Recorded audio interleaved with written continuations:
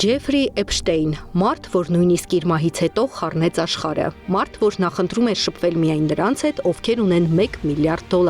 ԱՄՆ արդարադատության նախարարությունը հրապարակել է սկանդալային ֆինանսիստի դեմ հարուցված քրեական գործի ևս 3 միլիոն ֆայլ, կոմպրոմատներ աշխարհը կառավարող անձանց ու միլիարդատերերի դեմ։ Ավելի քան 3 միլիոն H, որտեղ առկա է 2000 տեսանյութ եւ 180,000 լուսանկար, մեծ մասը ինտիմ բնույթի։ Անչափահասների նկատմամբ սեռական ոտնձգությունների, մարմնավաճառության կազմակերպման եւ այլ հանցագործությունների համար մեղադրվող ֆինանսիստն իր կղզում հարուստների համար փարթիներ էր կազմակերպում եւ աղջիկներ մատակարարում։ Իսկ ով էր նա։ Բրուքլինում ծնված եւ քոլեջը թողած Ջեֆրի Էփշտեյնը կարողացավ մտնել հարուստների եւ ազդեցիկ մարդկանց շարքերը, աշխատելով Bear Stearns ներդրումային բանկում 1980-ականներին։ 2019 թվականին բանտում ինքնասպանության պահին նա իր հաշիվներին ուներ $578 միլիոն,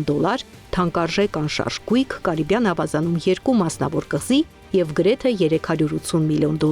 կանխիկ եւ ներդրումների տեսքով։ Էփշտեյնի գործինյութերում ներառված է 100-ից ավելի անուն, նա եղել է նրանցից շատերի ներդրումային եւ ֆինանսական խորհրդատուն, օգնելով նրանց խուսափել հարկերից եւ վերականգնել կորցրած միջոցները։ Ներառված անձանցից շատերը եղել են նրա կղզիներում, օգտվել առաջարկվող սեքս ծառայություններից, իսկ շատերի գաղտնի նամակագրությունն է բացահայտվել։ Իդեպ գաղտնազերծել փաստաթղթերը հանձնարարել է Դոնալդ Թրամփը, քրեական գործում շրջանառվող առանցքային անուններից մեկը։ ԱՄՆ ներկայիս առաջին տիկնոջ հետ Թրամփին ծանոթացրել է հենց Էփշտեյնը, այդ մասին ցուցմունք է տվել նրա նախկին օգնականը, որի ինքնությունը չի բացահայտվում։ Էփշտեյնն է Մելանիային ծանոթացրել Դոնալդ Թրամփի հետ, նշել է նա։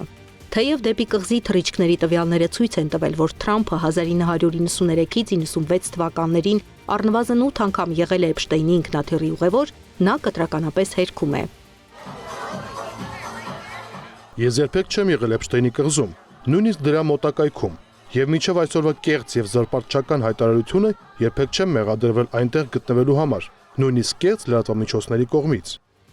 2017 թվականի նամակներից մեկում անձամբ Էփշտեյնը Թրամփին անվանել է վտանգավոր մարդ։ Ես հանդիպել եմ շատ վատ մարդկանց, բայց նրանցից ոչ մեկն այնպիսին չի եղել, ինչպիսին Թրամփն է։ Նրա մարմնում չկա եւ ոչ մի լավ բջիջ, գրել է Էփշտեյնը նամակում։ Հրապարակված փաստաթղթերում Թրամփից զատ շրջանառվում են նաեւ այլ անուններ։ Բիլ Քլինթոնն ու նրա կինը, Մեծ Բրիտանիայի արդեն նախկին արքայազն Էնդրյուն, Բիլ Գեյթսը, Իլոն Մասկը, Ռիչարդ Բրենսոնը, շատ պետությունների ղեկավարներ, անգամ Ուկրաինայի նախագահ Վլադիմիր Զելենսկին։ Էփշտեյնի ֆայլերում Զելենսկին հիշատակվում է մոտ 70 անգամ։ Համացանցում տարածվում են անգամ լուրեր, թե Զելենսկին կապված է Էփշտեյնի եւ Ուկրաինայում աղջիկների ու երեխաների առևտրի հետ։ Իբր նա թույլ է տվել մոդելային գործակալ Ժան-Լյուկ Բրունելին աղջիկներին դուրս բերել Ուկրաինայից, սակայն այս տեղեկությունը հաստատված չէ։ Էփշտեյնի ֆայլերում բացահայտվել են նաև քաղաքական թեմաներ, նաև Թուրքիայի վերջնագիրն Ասադին մինչև Սիրիայի պատերազմի սրացումը։ Փաստաթուղթը նկարագրում է 2011 թվականի Սիրիայի ճգնաժամի ամենաթեժ փուլում տեղի ունեցած հեռախոսազրույցը